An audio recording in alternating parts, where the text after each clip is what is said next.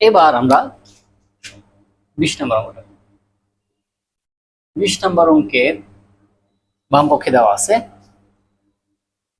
Root over sec a plus 1 divided by sec a minus 1। ঠিক আছে, আমার প্রথম কাজ কি রুট ওভার কিভাবে উঠাইতে হবে সেটা চিন্তা করা। ঠিক আছে, তো রুট ওভার উঠানোর জন্য আমি এমন একটা রাশি দিয়ে গুণ করবো যাতে স্কোয়ারে আর রুটে কাটাকাটি যায়। এর জন্য আমরা কি করব, এটা মনে রাখার একটা সহজ পদ্ধতি হচ্ছে উপরে যে রাশিটা থাকবে ওই রাশিটা দিয়ে আমি হর এবং লবকে গুণ করব, হর এবং লবকে গুণ করব উপরের রাশিটা দিয়ে। তাহলে উপরে কত আছে sec a plus 1, তাহলে এটাকে sec a plus 1 দিয়ে লবকে গুণ করলাম। আবার নিচে আছে sec a minus 1, ওইটাকেও sec a plus 1 দ্বারা গুণ করলাম। এবার এটাকে আমরা কি লিখতে পারি, এটাকে লিখতে পারি sec a plus 1 whole square divided by a plus b into a minus b, মানে a স্কয়ার মাইনাস b স্কয়ারের ফর্মুলা করছে। তাহলে আমরা কি লিখতে পারি sec স্কয়ার a minus 1। ঠিক আছে, sec a plus 1 whole square divided by sec square a minus 1 এর পরিবর্তে আমরা কি লিখতে পারি tan স্কয়ার, তার উপরে রুট ওভার। তাহলে আগের মতো রুট ওভার আর স্কয়ারে আমরা কাটাকাটি করলে sec a plus 1 divided by tan এ থাকে। তো আমরা এটাকে আলাদা করে লিখতে পারি sec a plus 1, যে কথা 1 plus sec a একই কথা, আমরা হিসেবের সুবিধার্থে 1 divided by tan a plus sec a divided by tan a লিখে ফেললাম। ঠিক আছে, তাহলে বোঝাই যাচ্ছে এটা কি হবে cot a প্লাস, এখন এই sec a কে আমি এভাবে লিখতে পারি আলাদা করে। আর এটার জন্য কি লেখা যায়, এটার জন্য লেখা যায় 1 divided by tan a, 1 divided by tan a যে কথা cos a divided by sin a একই কথা, তাই না? তো আমরা এটাকে সরাসরি এইভাবেও লিখতে পারি 1 divided by cos a। তাহলে এটা কাটা, তাহলে কি থাকে cot a plus 1 by sin a।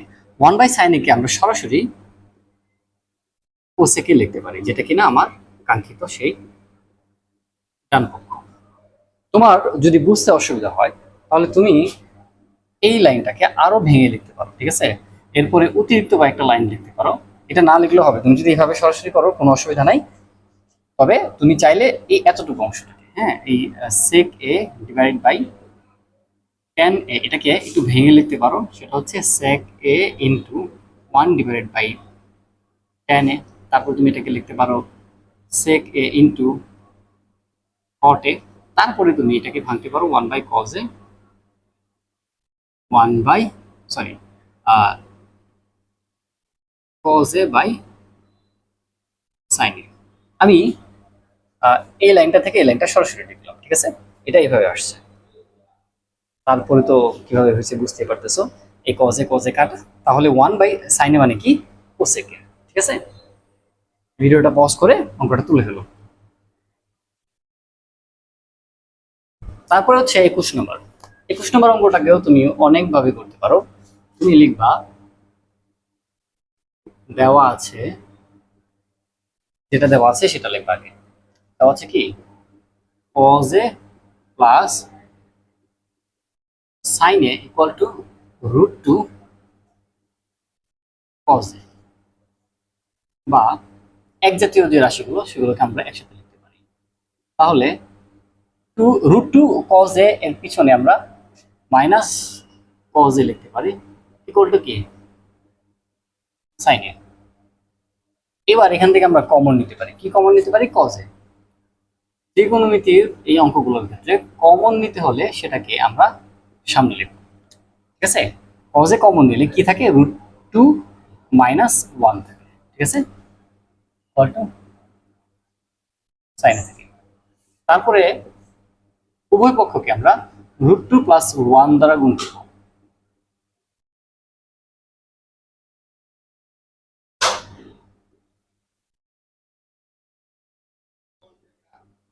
Root two plus 1 দ্বারা গুণ করব। ঠিক আছে,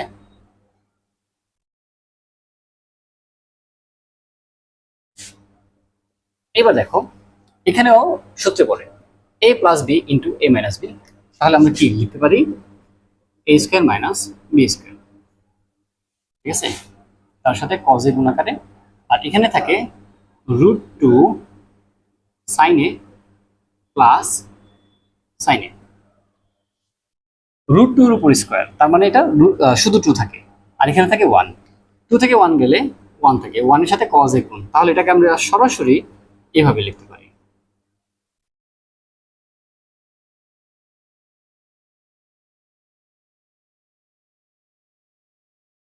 এবার আমার সেই কাঙ্ক্ষিত ফলাফল চলে আসছে। এবার রুট টু সাইন এ কে আমরা একসাথে রাখবো, তাহলে আমরা লিখতে পারি cos A minus sin A equal to root two sin A. এটাই আমাদের প্রমাণ করতে দিয়েছিল, প্রমাণিত। ঠিক আছে, আমরা ভিডিওটা পজ করে অঙ্কটা তুলে ফেলো। এবার আমরা 22 নম্বর অঙ্কটা করবো। আমি বলেছিলাম প্রত্যেকটা অঙ্ক অনেকগুলা পদ্ধতিতে করা যায়, আমরা সবচেয়ে সহজ পদ্ধতিতে করবো। ঠিক আছে, তো আমার প্রশ্নে দেওয়া আছে tan a equal to 1 divide by root 3। যদি তাই হয় তাহলে আমার মান বের করতে হবে কোসেক স্কোয়ারে মাইনাস সেক স্কোয়ারে ডিভাইডেড বাই কোসেক স্কোয়ারে প্লাস সেক স্কোয়ারে। আচ্ছা, কোসেক আর সেক বের করার জন্য আমার কট আর ট্যান এর মান জানতে হবে। ঠিক আছে, অলরেডি আমি ট্যান এর মান জানছি, তো আমাকে আরেকটা কিসের মান জানতে হবে, কটের মান। তাহলে আমরা লিখতে পারি বা 1 by tan a equal to 1 divided by 1 by root 3। দুটোটাকে আমরা কি করলাম, বিপরীতকরণ করলাম। ঠিক আছে, এবার 1 ডিভাইডেড বাই tan a কে আমরা লিখতে পারি cot a, আর এটাকে লিখতে পারি কি রুট ওভার 3। ঠিক আছে, tan a ইকুয়াল টু যদি 1 ডিভাইডেড বাই রুট 3 হয়, তাহলে tan স্কোয়ার a হবে 1 ডিভাইডেড বাই 3, উভয় পক্ষকে বর্গ করলে। একই রকম ভাবে আমরা cot a ইকুয়াল টু যদি রুট 3 হয়, তাহলে cot square a equal two 3 লিখতে পারি। এই মান আর এই মান আমার পরবর্তীতে কাজে লাগবে। এখন আমাকে কি নির্ণয় করতে বলছে, আমাকে নির্ণয় করতে বলছে যে cosec square a minus sec square a divided by cosec square a plus sec square a। আমরা কি জানি, আমরা জানি cosec square a minus cot square a equal to 1। ওই হিসেবে আমরা কট স্কোয়ার a লিখতে পারি। কট স্কোয়ার a কে কি লিখতে পারি আমরা, কট স্কোয়ার a এর মানটা এখানে বসাই দিতে পারি। ঠিক আছে, কোসেক স্কোয়ার a এটাকে যদি আমরা কট দিয়ে প্রকাশ করি, ঠিক আছে, তাহলে 1 plus cot square a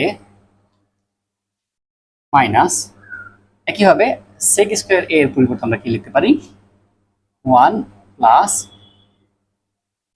tan square a। ঠিক আছে, একটা ব্র্যাকেট দিয়ে আটকে দিই, তাহলে 1 plus cot square a plus, এখানে আর ব্র্যাকেট দেওয়ার প্রয়োজন নাই, কেননা এখানে মাইনাস ছিল আর এখানে প্লাস। মাইনাসের জন্য পরবর্তীতে চিহ্নের পরিবর্তন হবে, কিন্তু এখানে আর চিহ্নের পরিবর্তন করার দরকার নেই, কারণ প্লাস দেওয়া আছে।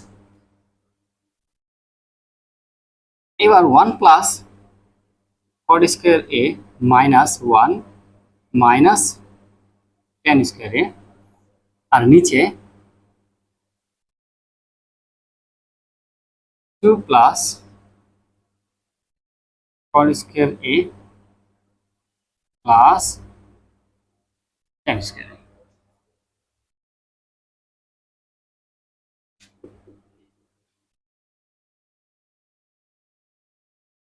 কট স্কোয়ার a এর মান হচ্ছে 3, তাহলে এখানে লিখব 3। এই 1 আর এই 1 কাটা, কারণ প্লাস 1 আর এখানে minus 1, minus tan square. tan square এর মান কত 1/3। একইভাবে নিচে থাকে 2 প্লাস কট স্কোয়ার। কট স্কোয়ারের মান হচ্ছে 3, আর প্লাস হচ্ছে tan স্কোয়ারে, তো প্লাস tan স্কোয়ারের মান হচ্ছে 1/3। আমরা এবার সিম্পলি লসাগু করব, উপরে নিচে দুটো জায়গায় কি করবো লসাগু। তাহলে 9 মাইনাস 1 ডিভাইড বাই 3, আর নিচে থাকে 3, এরকম 8/3 ডিভাইডেড বাই 16/3, 8/3 ইন্টু 3/16, কাটাকাটি করলে 1/2 থাকে। তাহলে cosec square A minus sec square A divided by cosec square A plus sec square A এর মান কত? হাফ। ভিডিওটা পজ করে তোমরা অঙ্কটা তুলে ফেলো।